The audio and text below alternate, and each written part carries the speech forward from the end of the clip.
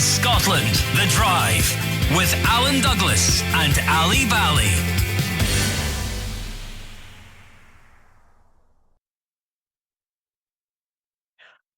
Hello and welcome to this edition of Scotland, The Drive. Episode 15. Indeed. We're getting through them. I'm Ali Bally. And I'm Alan Douglas. Yeah, we just thought we'd introduce ourselves just in case you're listening or watching, whatever you're doing for the very first time. You're welcome. And it's good to have you with us. We've got a packed episode again. We've got lots happening. We're going to look ahead to a classic rally. If you're a classic rally enthusiast, or even just a rally enthusiast, and you want to see classic rally cars, then we've got some news for you of an event that you will be interested in. And we've finally pinned down the queen of daytime TV. Indeed, Mrs. Lorraine Kelly will be joining us, and you will not believe what she drives at the moment. She doesn't even know what she Just drives. wait till you find out. I give him the game. You've given the game I away. give the game away. Right, okay. So we better get on with it. Indeed. This is Scotland, The Drive. So what's happening? How about a £500,000 Ferrari? An electric Ferrari. It's not gone down well, has it? Has not. Would you have one? No. No. I couldn't get in it and out of it. Do you know something? That's, I'm being honest. Yeah, but I've never liked Ferraris. Hmm. You know, overpriced, overstated, just, they don't appeal to me. I've driven one once and I hated it. It was horrible. It was really uncomfortable. It had a what do you call it, a rifle gear change. Yeah, right. It was horrible. Horrible. So anyway, so I'm not going to be buying, I'm not putting my name down for the Ferrari Luce, the first electric car from Ferrari. First ever five-seater. A five-seater Ferrari with a boot. No. So You're not alone, because I haven't really seen anything kind written about it by any of the motoring guys that we know. no, I've seen lots of unkind things. Yes. Probably quite realistic as well, quite justified. But no, I don't think that's going to happen. So we'll see how they get on. I don't expect it's going to be in the bestseller list. You never know. There are people out there with money who will spend that sort of money on that sort of car. And good luck to them. But I don't think it's going to be a bestseller. What else we got? Well, I'm going to be asking your thoughts on what you think about new drivers being banned from the road at nights. So you're going to say, what do I think about new drivers? No. Allowed it. Well, they're not going to be in the evenings. We'll go into that a bit deeper. But both the Scottish government and the UK government at the moment are looking at road safety, particularly amongst young drivers. And they're coming up with different sets of rules that they're looking at. It depends which government you're looking at. So the Scottish government doesn't quite think the UK government's going far enough. So I'll tell you more about that in a few moments. Okay, right. Yeah, did you see the figures about people streaming and texting while driving? So they're on the phone. Here's my phone. So they're on the phone, they're driving, and then they get their phone out and they start texting while they're driving. Do you not run out of hands for a start? But they're texting and streaming and gaming while they're driving. That's crazy. And apparently the figures have increased, and it's ridiculous. It's clearly a road safety issue. But, one thing or another, you either look at the road or you text and stream, but you go to the side of the road or you park it, or you don't do it in the car at all. I think the best piece of advice I ever heard about the phone in the car is, when you get in the car, put the phone in the glove box, and then it's out of sight, out of mind, and you can concentrate on the driving. Now, I admit, I have my phone, I have it on a stand or in a holder, and I'm hands-free. Yeah. But I certainly wouldn't text. Or game. I mean, I wouldn't know how to game. No. Whether it was at the really? Now that surprises me. So there we are. What was the other thing? Oh yes, convertibles. Yes. When were you last in a convertible? A while ago. Yeah, a while ago, yeah. It's not the weather, is it? I was going to say to get the hair in, the wind in your hair, but you still have a good head of hair. Still got it, yeah. But convertible car sales have plummeted, dropping to a historic low. in 2004, there were something like 95,000 convertibles on the road. Last year, 12,000. Really? Drop of 66%. And of the UK's top 30 car brands, only 16 convertible models remain. SUVs and crossovers are the most popular. Mhm. They make up Yeah, over yeah, a yeah. third of the new car registrations. But the one car that continues to go against the trend, the MX-5. I was going to say, yeah. I know you were talking to Mazda, Jeremy Thompson from Mazda last time, but the MX-5, it's a cracking little car, and Mhm. it continues to sell. It's got its own little place in the market, little two-seater sports car. It's great fun. I've always liked the MX-5. I think I mentioned to you, I was being offered, well, not being offered. I heard about an MX-5 that was for Oh, sale, yes. Yeah. and I was very tempted, but I thought, "Oh, no, I could get in, but I couldn't get out." But that's not a problem I for know that most people. problem well. But anyway, the MX-5 continues to sell well, but convertibles generally are dropping. Did you see the apart from the MX-5, China's Leap Motor? You remember I did the Leap Motor Yeah. last time? They're looking at bringing out a new electric convertible. Well, they've got an electric convertible concept and zero emissions version of the Porsche Boxster. Porsche Boxster is also on the horizon, apparently. So there are some little niches there, but Yeah. generally, Plumb down. Yeah. falling through the floor. And the other thing I heard was it's getting too hot. Can you believe it? It's too warm to have a convertible because, people are like their home comforts on Yes. aircon and, control the climate. Whereas if the roof's down, you've no control of it. So there we are, lots of things happening there. I think just one of the things that when we're chatting there about expansion of the markets and the Chinese coming in with various cars, but news just as we're putting this on is a study at the moment. They say they are putting a study in, and that's Chery and Nissan sort of getting together. It's like they're teasing it by saying we're going to study it, but it might be what they do. And I read an interview about a few weeks ago with the MD of Chery, and he's saying, yeah, it would make sense for us, the amount of cars we're selling now, to build somewhere in Europe.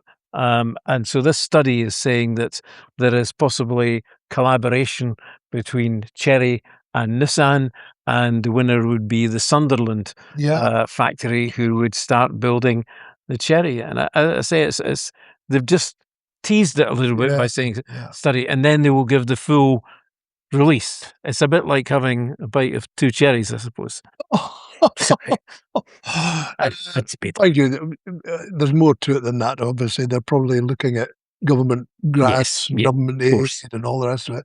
But the other thing around it is, of course, that if they do that, they won't be subject to any import tariffs or restrictions bringing cars in from China. So it's quite a smart move. Yes. I'm surprised nobody else has thought of doing it, or maybe they are thinking of doing it. But it'd be interesting to see if that comes off. Keep your eye on that one. Yeah, absolutely. Now then, we're talking about historic rally cars. And if rally cars are your thing, and historic ones particularly, the old Audi Quattros and the Ford Escorts and all that sort of thing, the real rally cars from the past, you should get along to Brechin Castle this weekend, because there's going to be the running of an event over the whole weekend of classic rally cars. They did one couple of weeks ago in Drumlanrig Castle, down in the Borders, and it went down well. And this one will be interesting to see. So we spoke to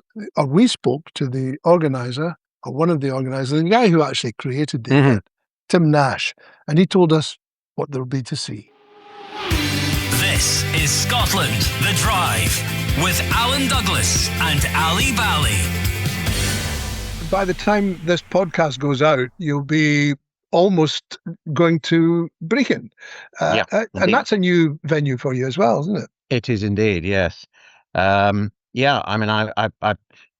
the first time we ran the event at Crawfordland, a couple of people involved with the event were on the flight up to Glasgow, and they were talking, who just by accident said, "Oh, what are you coming up here for?" and explaining who they were and what they were doing, to which this chap said, "Yeah, I know.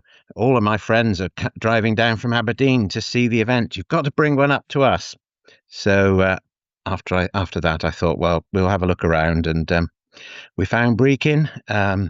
The Dalhousie Estates were very kind enough to agree to host us, and so we shall be there. So what will there be to see? What sort of cars can spectators see? And who will be there? Okay, so in terms of cars, car number one is something that, other than at Crawfordland last year, has not been seen in Scotland for 40 years, which is a Quattro S1E2, the short wheelbase one with the wings all over it, driven by a chap called Martin Roberts, who is quite a spectacular driver. We have a number of Sierra Cosworths, both a couple of which are ex-Jimmy McRae. 1982 Ascona 400 will be in action, which was also in action at Drumlanrig last weekend. We have quite a mix of cars. I mean, actually, one of the things that I'm particularly pleased about at Brechin is that we've got cars that range from a couple of two-stroke 6s through minis, escorts of both Mark 1 and Mark 2s, of which, of course, there are many. Group B cars, Group A cars, right through to WRC cars. So quite a mix of cars. Always very pleased to see all the different ones. We had actually Stig Blomqvist's 1986 Works Ford RS200 at Drumlanrig, but sadly Jim Avis, the owner, who actually has owned it almost since it left the works, had suffered from some clutch problems, so it's had to return to its workshop. So we unfortunately won't see it at Brechin, which would have been nice. But we do get a really nice mix of cars. So tell us when we were talking there about the time the podcast, you almost were there. Tell us the weekend and the times. When is it actually happening? Okay, so the event runs, the cars run anyway from 11 a.m. until 5:30 a.m. on both Saturday the 13th and Sunday the 14th. Gates will be open from 9:30 for spectators to come in and have a look at the cars, chat to the drivers.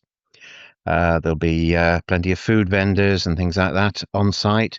There'll also be some amusements for the little ones that might want to come along with their parents or grandparents even. And then on Saturday evening, we have a social event at Edsall Golf Club, which is just down the road from Brechin Castle, where we will have Andy Dawson, who was the Datsun Supremo in the late 70s through to the 80s, and is very keen to come and tell us about the fact that he won the Mintex International Rally exactly 50 years ago in a Lancia Stratos, being the only time that a Stratos won an international forest rally. And we will have a couple of mystery guests coming from Scandinavia who will also be telling a few stories. Drivers wise, well, we have Harry Toivonen, who comes over every summer and comes to our events, who will be driving a Mitsubishi Mirage 4-wheel drive over the weekend. We were expecting Harold Demuth, who was the 1982 and 1984 German champion and works Audi Quattro driver, to join us, but unfortunately Harold is not too well and in hospital, so we will have a replacement for Harold by the time the event runs next week, of similar stature, also coming probably from Scandinavia. So we will be bringing drivers and cars that are not seen normally in the UK out to play. Sounds a fantastic weekend, and certainly the setting we both know well, Brecon Castle and the golf clubs. I'm sure it will be a weekend. You mentioned at the start there, just final, you mentioned that looking forward to next year, you maybe be looking at 3 events in Scotland. Can you give us an idea of what area you're looking at? A little clue? South of Edinburgh, on that side of the country. All right. We look forward to hearing more.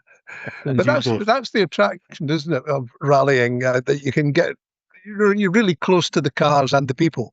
Unlike, Formula One or many other areas in motorsport, it's very much, you get really involved, and that will be a key element, I assume. Yeah, I mean, this is the thing. When I rallied in the 70s and the 80s, spectators could come and speak to you. Sometimes times when you didn't really want to speak to them, but they were able to come up and talk to you and to have a natter, ask about something to do with the car or whatever. That's gone, it seems to me, these days. Rallying is very much closed off to spectators. Again, in those days, if you did the RAC as an example, people would be standing at the side of the road waving to you, at junctions and things like that. People were interested to see the cars, but they didn't want necessarily, unless they were really diehard enthusiasts, to walk 2 miles through a forest. They wanted to be able to see the cars up close. Now, that's what seems to me has been lost from rallying, is that people don't necessarily want to do that, particularly these days. So putting on an event where somebody can park their car, they can walk a couple of 100 yards to see the cars. You can offer things like, blue badge parking for people who are not desperately mobile, that people can see things that they wouldn't on a rally today be able to see, which is sad, obviously. But I think it's very important that rallying is still brought to people. It's all very well saying, oh, we'll have a super special around some closed roads in the centre of a city that's where something's based, but that's not really what rally cars are all about. They want to be going down a little track, and people want to be able to see that. Again, I think it's so sad that cars like those Quattros are not allowed to be driven anywhere in anger in this country anymore. I know there were reasons why 40 years ago, but that was 40 years ago. Why on earth can people not see things like this in action?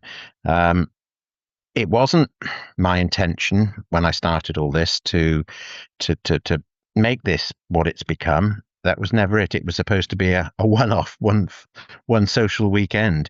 But it's become something that plainly people want to come and see. And I think that's really important, and that's how they've evolved, how this has evolved. Scotland the Drive with Alan Douglas and Ali Bally. This is Scotland the Drive. Thank you very much indeed for your company. And if you're looking for something to do over the weekend, then Brecon Castle Centre could be the place to go and see all the action. Should be very. You're going up there, aren't you? I'm definitely going up, because that's my kind of era. I mean, I did rallying in the 80s, and it will bring back memories for me. And but I'll be twitching, wanting to get behind the wheel. Yes. I'm sure I won't be. I just hope they're not selling any, because you'd be tempted. You're in that mood at the moment. No, I'm not. No, I will be tempted to touch and look, but no more, and listen, because the sound of these cars is one of the best bits. So that's all coming up this weekend. Now then, we pinned down the Queen of Daytime TV. You'll remember last episode, if you saw the last episode, we were expecting Lorraine Kelly, but she didn't quite make it. So she made her excuses. Yeah. Or she came up with something. She was very sorry. As you will hear. She was very sorry, but we pinned her down from her home in London, and we talked to her about all things motoring. This is Scotland the Drive, my first car. Well, welcome, the Queen of TV. I know. They talk about the Queen of Daytime telly. Is she? Yes, not the Why full do we 10. know? You know, what's her Well, name again? I thought it was Lorraine Dunno. something. Anyway, welcome, welcome, Lorraine Kelly. We missed you the last time. I'm I hope so you've got a sorry. note for you I with an have got a excuse. note.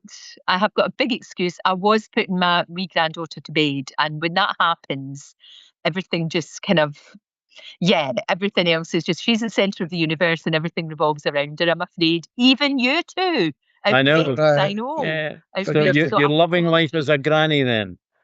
Do you know, I'm absolutely loving it. I mean, everybody said to me it was going to be the best thing in the world. I was like, yeah.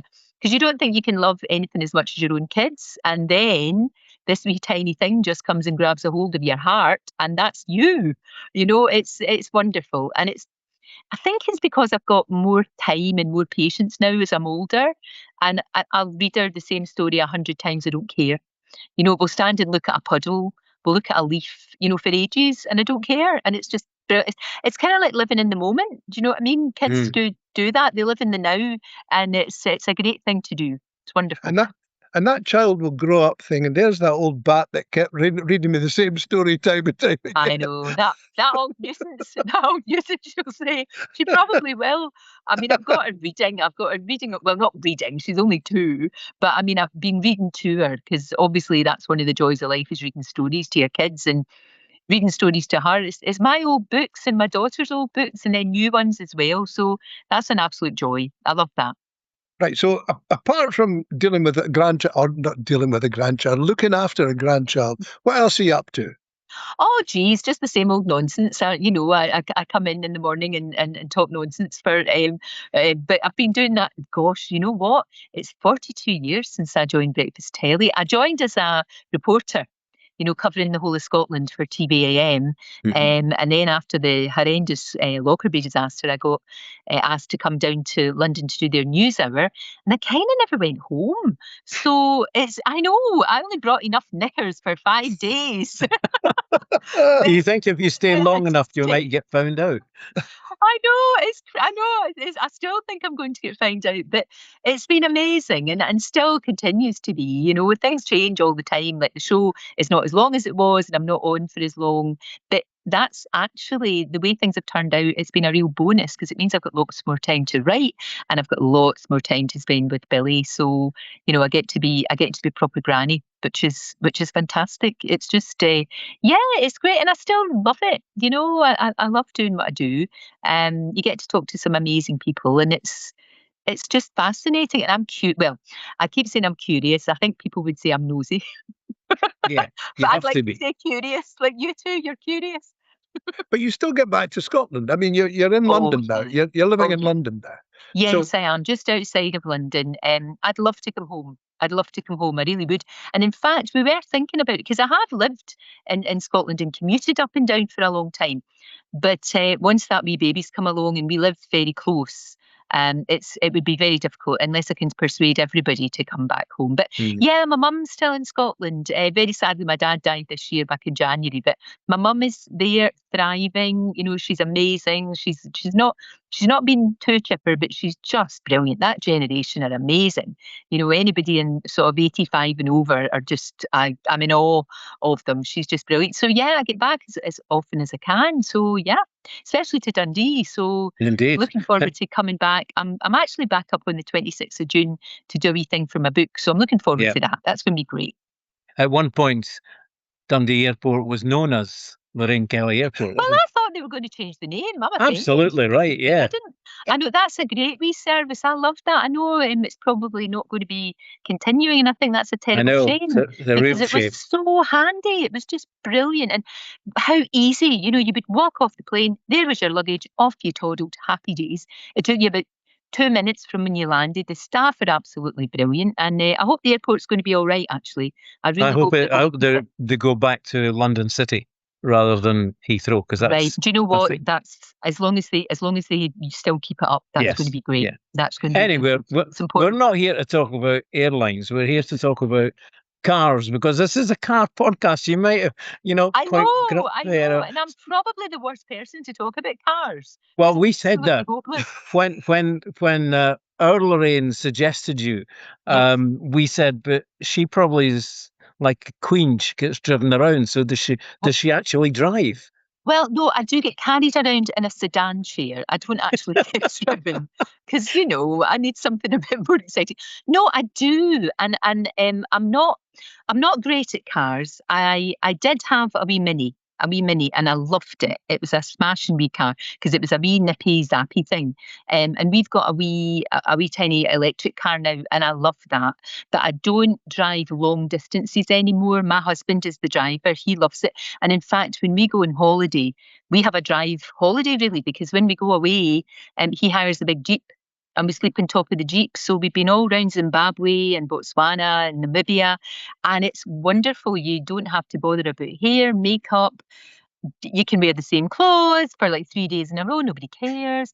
And Just it's like the tonight, really, isn't it? yeah, it's just like normal. No, that I love. I love, and we couldn't do that if we didn't just do the hiring the big Jeep, and he loves it. He loves that whole sense of adventure, and so do I, because these Jeeps are amazing. I mean, we have had a couple of instances where we've had to change a wheel in the middle of the bush, and that's been a bit hairy to say the least, but. Yeah, just a bit worried about the lions and things like that. But that is wonderful, and that's proper driving. I mean, I wouldn't even get behind that big beast. I'd be far too scared. But he does all of that, and I do everything else. So it's Is that because Steve gets out of London, gets out of the city, and gets into the Absolutely. open? Yeah, I think that's what it is. It's exactly the same when we come home as well. And and like I say, I just drive wee distances. I'm not the best driver in the world. And my worry is always coming, sort of head on with somebody else who's as bad as me. That that's the great worry. But That is the worry. driving in London is no fun, is it? I mean, Oh, geez. No, it's really not. I mean, people are so rude and nobody indicates and everybody shouts at one another and everybody's cross and angry and all of that. So I'm very lucky. I do get taken in the morning by Andre, who is a smashing big guy. He's wonderful. He's been taking me about for ages and ages. So I'm very lucky in that respect. And then I just get public transport back. But it's just got really. I don't know whether people getting angrier and angrier.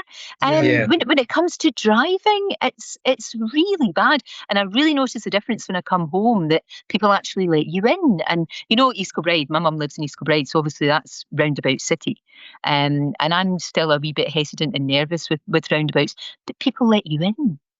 And they go and they smile at you and wave, and I'm like, what's going on? It takes me a wee while to adjust, but when I get back home, do you know what I mean? To people being kind and nice and knights of the road.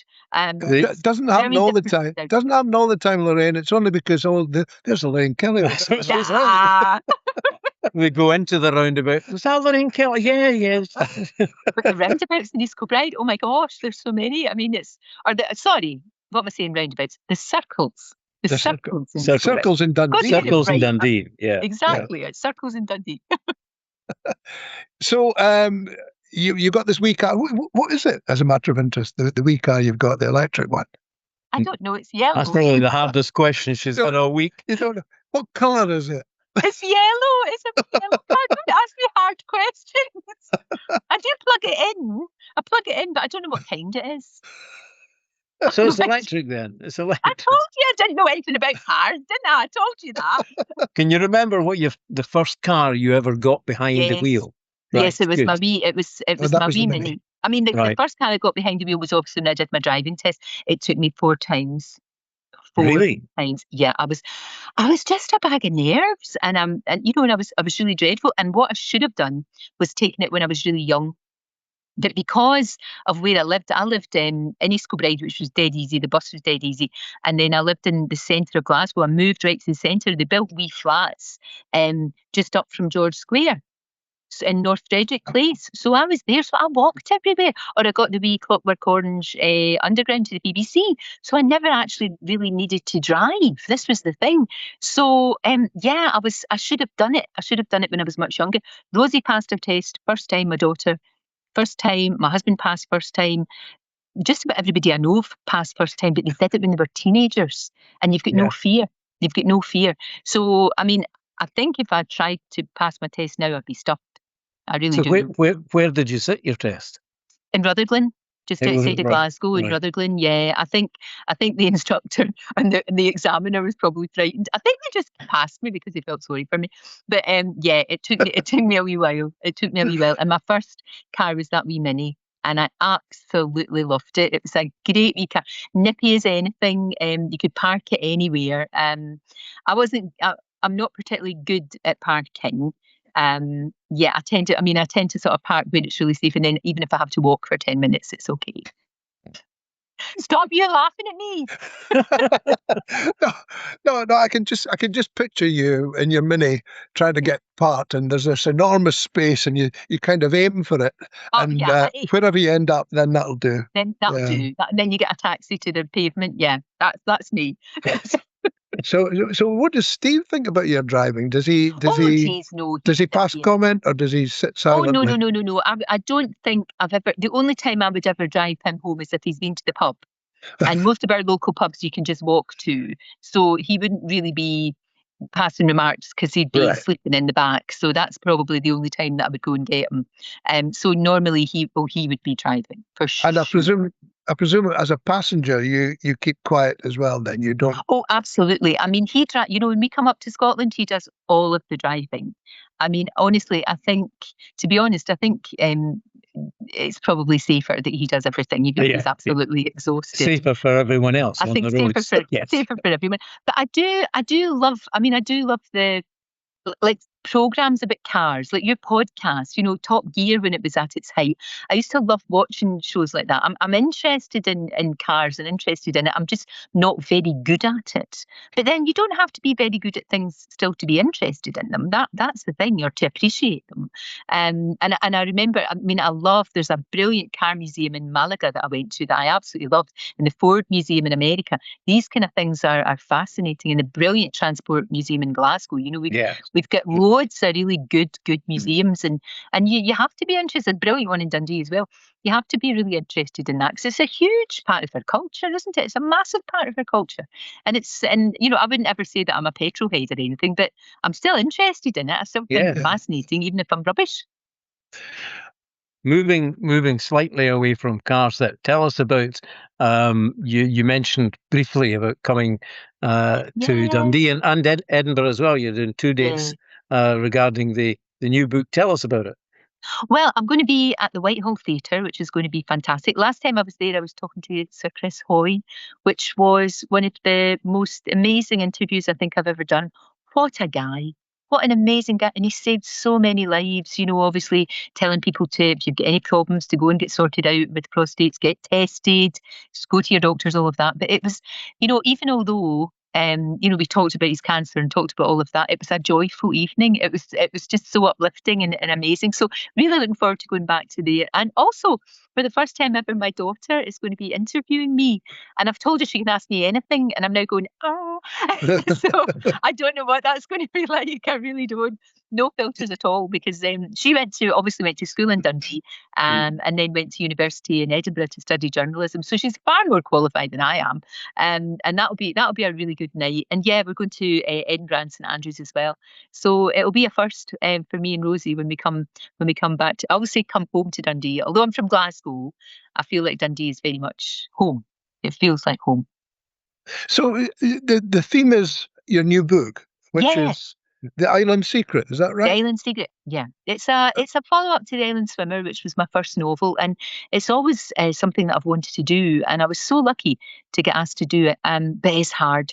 It's the hardest thing I've ever done. Sitting, getting the time first of all, and getting in that, getting all the thoughts in your head. I just do it on the iPad, and it's hard. And it was a story. It's set in Orkney, and it was always going to be set in Orkney. I love Orkney, and so many stories there. It's such an amazingly rich culture.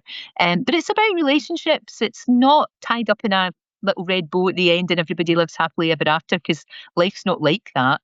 But this one is a kind of follow-up to The Island Swimmer, but you can read The Island Secret on its own. You don't have to have read the first book, but I think you'll get more out of the second book if you've read the first one. So it's like I say, it's something I've always wanted to do, and I'm working on the third book now. So hopefully that'll continue until I'm a very, very old lady, I'm hoping.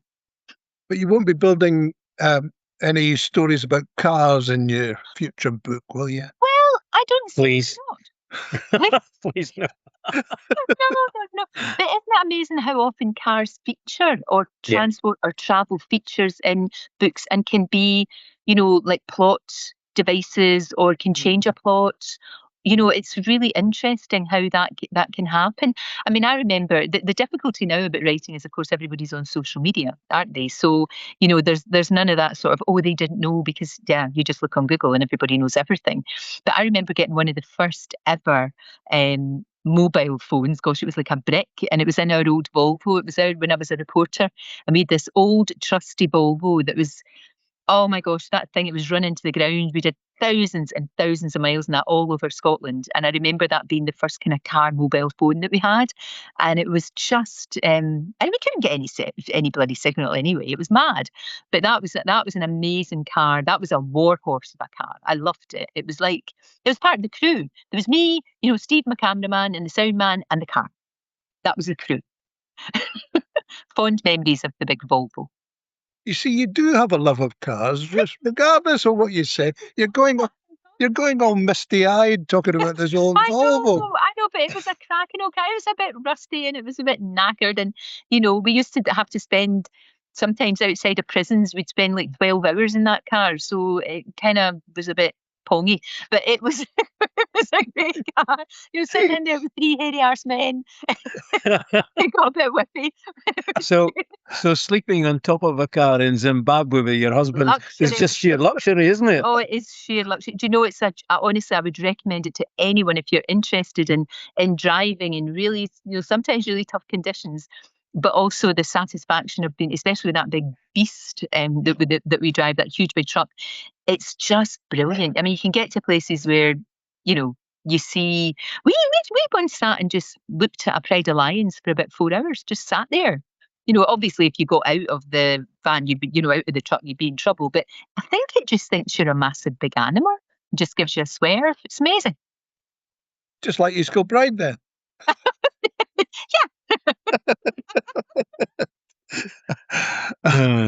Okay, well, look, thanks for finally making it on Scotland the Drive. Apologies, you two legends. No, we've forgiven you. All right. Thank you. And an absolute joy to talk to you. And I'm sorry I didn't know more about cars. And I'll have to go and find out what my yellow car actually is. Yes, please. Yes, just in case. That would be good. It would be good to know. Well, for someone who knows nothing about cars, you've managed to fill a good slice of this podcast. So thank you very much for taking the time, and it's great to see you. And good luck with Dundee and Edinburgh when you do your Andrews as well. Yeah. And we'll wait and see what Rosie asks me. That's going to be interesting. Scotland the Drive with Alan Douglas and Ali Bally.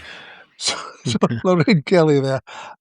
Hopefully by this time she's found out what it is she drives. I know. What type of car do you drive? I don't know. I plug it in and it's yellow. Talking about a stereotype. Dear. So that was Lorraine, and good she finally made it. I know. Into the very entertaining. I'm sure her nights in Scotland that she's doing with her book will be as well. I was asking the question earlier, what's your thoughts on new drivers being banned from the roads at night? Well, it's all part of road safety crackdown that ministers are considering. They're considering imposing passenger limits, mandatory probationary P plates that you sometimes see on cars. They're going to be mandatory, and a zero tolerance of drink driving, which I think we all agree is correct. Anyway, officials at Scotland's Transport Agency reckon introducing the graduated driver licensing system, not scheme, graduated driver licensing system is already in place in Australia, Canada, and the US, and they reckon it could work here. Figures from Transport Scotland show young motorists are twice as likely to be involved in a smash. The UK government is considering setting a minimum period before learners can sit their test. So, of course, rather than just going getting a few lessons, then applying for your test, Scottish ministers say that doesn't go far enough. So, interesting times ahead. I know when we were talking earlier to Lorraine about this, she has complete other options. It's a nanny state. They shouldn't be coming out with that, because what happens to younger drivers who have a car and work late evenings somewhere? How do they get home? There's lots of other ways to look at it. So it'll be interesting to watch that and see where it goes. The minimum period before they can sit the test.